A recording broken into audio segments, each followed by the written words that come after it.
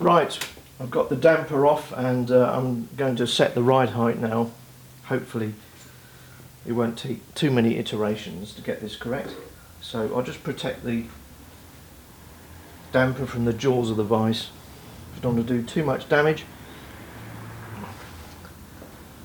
Put the damper in upside down. Tighten the vise. And measure the amount of thread. Currently we're looking at 40 millimeters, so I'm going to reduce that to 30 millimeters. That should change the ride height so that they match both sides. Although knowing TVR cars of this vintage, that kind of logic doesn't get you anywhere. And you just have to do it by trial or error, mostly error.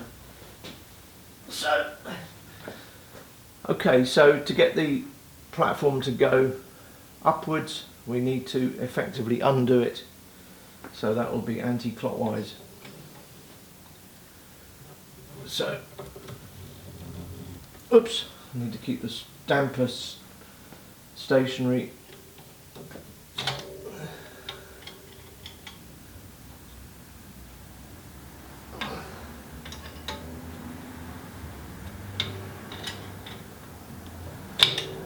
And as you raise the platform, the preload on the spring will reduce and it should become easier. I probably could have done this in situ on the car, but I did try it off camera and it was certainly quite challenging. So I think this is the easiest way of doing it.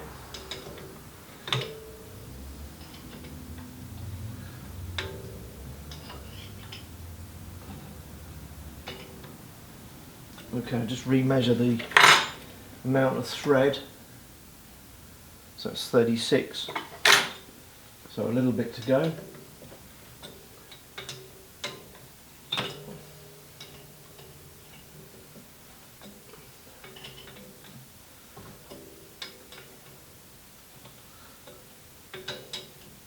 Okay.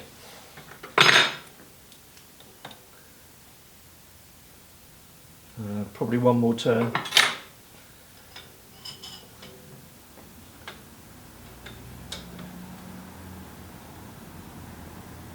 And I'll put it so that the bush is pointing this way.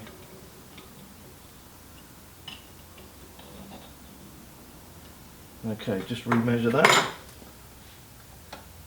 And that's saying 30 millimeters. Which is the same as the near side. As I said, whether it produces a symmetric effect in terms of ride height, that's just down to the chassis and the way the weight's distributed around the car. Okay, so we put this back in.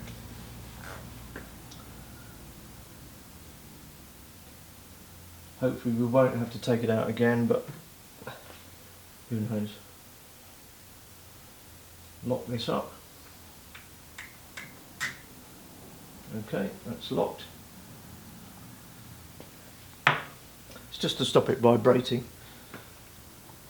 Okay, there's not a lot of preload on that spring now, so I'm probably on the full length of the spring. So if I want to get the car any higher, I would probably have to go to a longer road spring with the same spring rate, so maybe 11, but I intend to stick with 10.5 and then perhaps adjust the rear springs to suit, because I want to change the dampers on the rear anyway. Okay, so I'm going to refit this to the car. I've already done a video on fitting the damper, so I'm not going to film that again. Okay, thanks for watching.